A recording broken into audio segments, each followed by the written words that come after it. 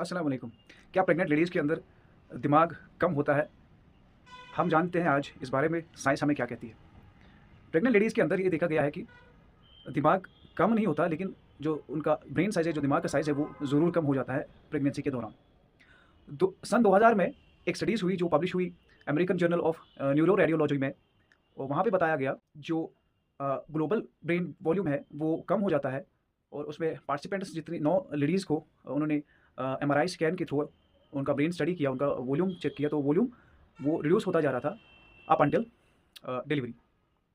तो इसमें ऑटरिज और उसके जो साथी थे उन्होंने ये बता दिया कि ये जो एक होता है, ये अडैप्टिव फेज़ होता है प्रेगनेंसी और जो फीटस पेट के अंदर होता है, उसके बीच का एक कोऑर्डिनेशन बरकरार होने के लिए ये ज़रूरी है कि इसका साइज़ थोड़ा कम हो जाए। इसके लिए प्राइमरीली जो हार्मोन्स रिस्पॉन्सिबल बताए गए वो एस्ट्रोजन और प्रोजेस्टेरोन है, और उनकी उनकी हाइपर एक्टिविटी की वजह से ये ब्रेन का साइज़ जो है वो कम हो जाता है। इसके बाद 2024 में एक और स्टडी आई, 2 ऑथर उसमें थे जिनका नाम था एक का नाम था प्रिस्चैट। तो उन दोनों ने स्टडीज़ की, उसमें से एक जो साइंटिस्ट थी जिन्होंने ये स्टडी की वो प्रेग्नेंट थी, उन्होंने खुद पर भी स्कैन किया, तो उन्होंने कुल मिलाकर 1 साल से लेकर प्रेगनेंसी के साल से लेकर अप अंटिल नेक्स्ट 2 इयर्स तक 26 ब्रेन स्कैन एमआरआई के थ्रू करवाए, जिसमें ये उन्होंने पता लगाया कि वेदर इट इज़ ट्रू, क्या ये सच है कि ब्रेन का साइज़ जो है प्रेग्नेंट लेडीज़ के अंदर कम होता है।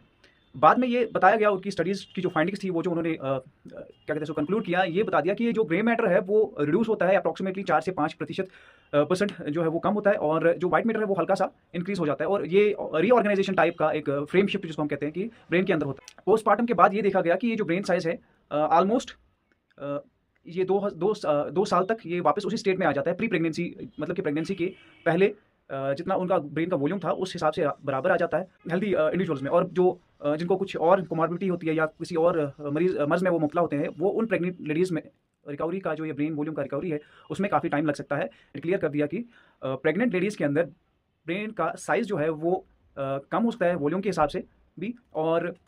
जब न्यूरॉन्स की बात करते हैं उनकी डेंसिटी जो है वो इंटैक्ट रह जाती है, न्यूरॉन की डेंसिटी में कमी नहीं आती। एक क्या कहते हैं इसको फिजियोलॉजिकल और जो साइकोलॉजिकल चेंजेस होती है प्रेगनेंसी के दौरान, उसको अकोमोडेट करने के लिए उसके मतलब उस मैकेनिज्म के साथ अडॉप्ट करने के लिए ये नेचर की तरफ से, कुदरत की तरफ से एक एडाप्टिव स्ट्रैटेजी जिसको हम कह सकते हैं, या फिर फ्रेम शिफ्ट कह सकते हैं, ब्रेन के अंदर होता है, जिसकी वजह से इस फीटस और उसके दरमियान का जो कनेक्शन है, मदर के दरमियान का जो कनेक्शन है, उसको प्रॉपर्ली मेंटेन करने के लिए ये ज़रूरी बताया गया। शुक्रिया, सब्सक्राइब कीजिए और इस वीडियो को ज़्यादा से ज़्यादा शेयर कीजिए। Thank you.